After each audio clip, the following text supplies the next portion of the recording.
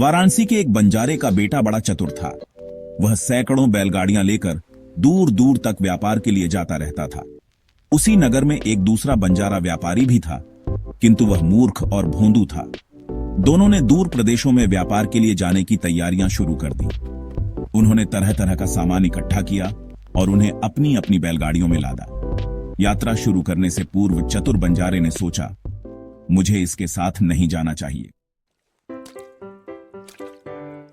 एक साथ इतनी बैलगाड़ियों के जाने से रास्ते में परेशानी होगी, बैलों को चारा पानी भी उपलब्ध नहीं होगा। अच्छा हो पहले इसे ही जाने दिया जाए।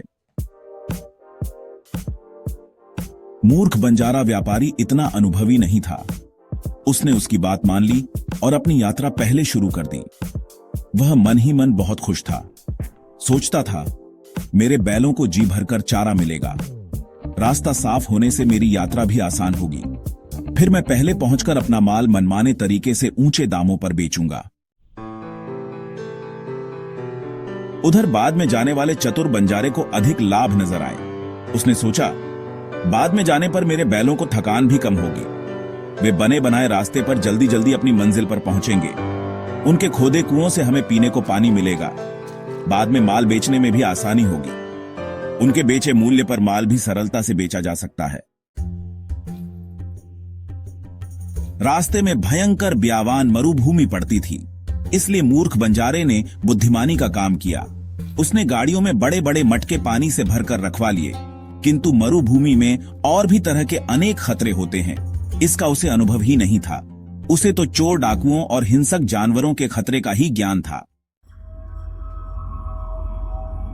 उसकी बैलगाड़ियों का काफिला चलता रहा। जब उसका काफिला ब्यावान मरुभूमि में पहुंचा, तब वह अपनी अनुभवहीनता के कारण एक मुसीबत में फंस गया। उस ब्यावान में नरभक्षी दैत्य रहते थे। दैत्यों ने बैलगाड़ियों के काफिले को आते देखा। उन्होंने सोचा, यदि इस काफिले के पानी से भरे मटकों को किसी प्रकार फेंकवा दें तो इन्हें आसानी से मारकर खाया जा सकता है। दैत्य बड़े मायावी थे। वे भी बैलगाड़ियों में सवार हो चल निकले। उन्होंने अपने कपड़े पानी से भिगो लिए, मानो बरसात में भीगते हुए आ रहे हों। बैलगाड़ियों के पहियों में कीचड़ लगवा दी, मानो रास्ते में पानी भरा हुआ हो। दोनों काफिलों का आमना सामना हुआ। बंजारे की बैलगाड़ियों में बैठे लोग मरुभूमि की गर्मी से परेशान थे। भयानक गर्म हवाएं चल रही थीं। बैलगाड़ियों के पहिए मरुभूमि के गर्म रेत में बड़ी मुश्किल से चल पा रहे थे। दैत्यों के सरदार ने बंजारे से कहा, आगे घनघोर वर्षा हो रही है, आगे हरे भरे जंगल हैं, जगह जगह पानी से भरे सरोवर हैं, उनमें कमल खिले हुए हैं, पहाड़ों से निर्मल जल के झरने बह रहे हैं। अब पानी साथ में ले जाने का क्या प्रयोजन है? इसे फेंक दो और आराम से आगे जाओ। मूर्ख बंजारे व्यापारी ने मायावी दैत्यों की बात मान ली। पानी वहीं फेंक दिया, मटके फोड़ डाले गए और उनका काफिला आगे चल दिया। जब प्यास लगी तो पानी नहीं था। उन्होंने रात को एक जगह डेरा डाला, बैलों को खोलकर गाड़ियों के पहिए से बांधा और अब आराम करने की योजना बनाई। किंतु प्यास के मारे सभी परेशान थे। मनुष्यों को न खाने को मिला और न बैलों को पीने को पानी मिला। इसी बीच दैत्य वहां आ पहुंचे। उन्होंने सभी बैलों और मनुष्यों को मारकर खा लिया। वहां अब उनकी हड्डियां ही शेष बची थीं। इस प्रकार बंजारे ने अपनी मूर्खता के कारण बैलगाड़ियों के काफिले को दैत्यों के हाथ नष्ट करवा लिया।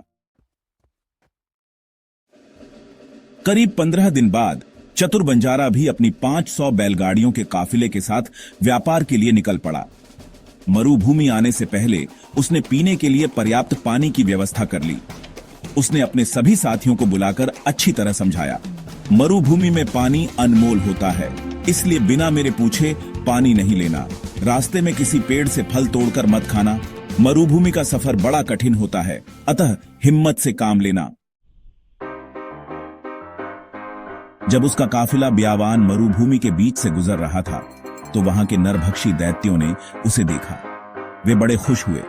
उन्होंने सोचा, कपट रूप धारण कर इन्हें भी मार कर खाएंगे। वे मायावी रूप बनाकर मार्ग में उसी प्रकार प्रकट हुए। किंतु यह बंजारा व्यापारी बड़ा चतुर था। देखते ही उसने उन्हें पहचान लिया और सोचने लगा, इस मरुभूमि में जल नहीं होता है, इसीलिए इसका नाम निर्जल कांतार है।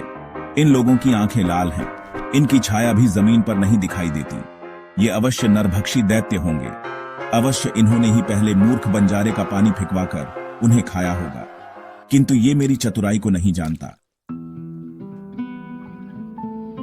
ऐसा सोच विचार करके चतुर बंजारे ने दैत्यों के सरदार को अपने पास बुलाया और कहा, हम व्यापारी लोग बिना दूसरा पानी मिले अपने पानी को नहीं फेंकते। जब दूसरा पानी देखेंगे तब अपने पानी को फेंककर गाड़ियों को हल्का कर लेंगे।